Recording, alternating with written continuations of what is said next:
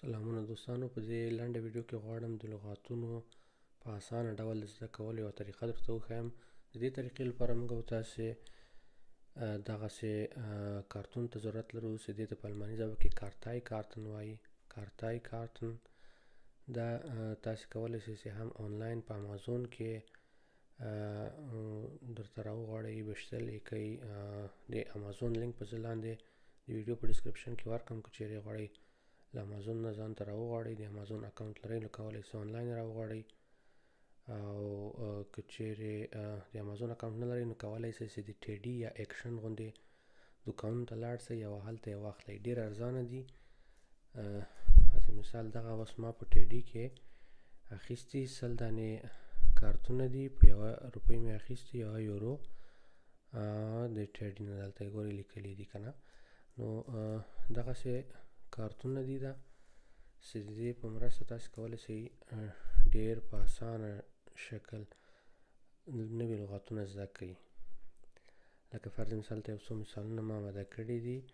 د اپفل مڼه په سر ما لغت لیکلی په الماني ژبه له ارټیکل سره، او لاندې په پښتو د هغه معنا مې لیکلې ده. نو دا دغسې استفاده کېږي دوستانو چې په هر کارت کې یو لغت لیکل کېږي د هغه له معنا سره. دویم مثال ته ګورو. د یوګرټ مستې، دی روزینن ممیز. دغسې کولی شئ تاسې د دې نه استفاده وکړئ. سربیره پر دې نه تنها د لغاتونو لپاره بلکې د فعلونو د زده کولو لپاره یا د جملو د زده کولو لپاره هم کولی شئ له دې کارتونو استفاده وکړئ. لکه فرض مثال lernen، lernen زده کول. دلته ما یو فعل لیکلی، کولی شو چې فعلونه هم د دې کارتونو په کومک ډېر په اسانۍ سره زده کړو. یا جمله ده wie heißen Sie، نوم مو څه ده یا څه نومیږئ. نو دغسې جملې او یا افعال هم کولی شو چې د کارتونو په کومک ډېر په اسانۍ سره زده کړو.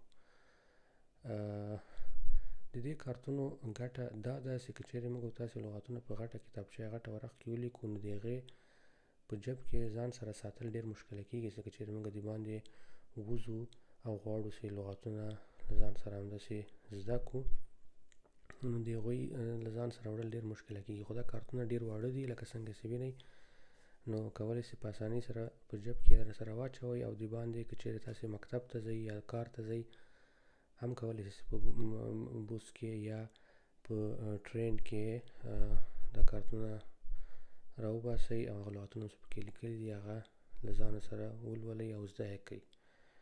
نو یو خو به په دې طریقې هغه د لارې خپل مزل یا سفر لنډ کړی، او بل به م یو څه مفید زده کړي. نو ډېر فایدهمند شی دی. په اخره کې باید ووایم دوستانو چې که چیرې دغه ویډیوګانې چې زه جوړوم تاسو ته فایدهمنې ښکاري نو ویډیو در سره لایک کوئ او یو کمنټ لاندې پرېږدئ، خپل یو نظر وړاندې کوئ. ویډیو مو خوښه سوه، خوښه مو نه سوه. د لایک او کمنټ ګټه دا ده دوستانو چې دغه چینل نوی ده، نو څومره چې ویډیو لایک وخوري او کمنټ ولیکل شي لاندې د ویډیو، نو هغه یوټیوب هغه ویډیوګانې او هغه چینل هغومره تیتوي او نورو خلکو ته یې رسوي. نو کوشش وکړئ چې هره ویډیو درسره لایک کړئ، لاندې یو کمنټ ولیکئ. که هر څه لیکئ خو مقصد یو کمنټ چې ولیکئ، دا د دې سره کومک کوي چې دا ویډیو نور خلکو ته ورسیږي. او د هغه نه وروسته کولی شئ تاسې ویډیو شیر کړئ له خپلو ملګرو سره. د یوټیوب نه تاسې کولی شئ چې ویډیو فیسبوک او یا وټساپ کې نور ملګرو سره شیر کړئ، تر څو هغوی هم ترې خبر شي او ګټه ترې واخلي. او په آخره کې چینل هم در سره سبسکرایب کړئ تر څو په آینده کې له نورو نویو ویډیوګانو نه خبر شئ. مننه.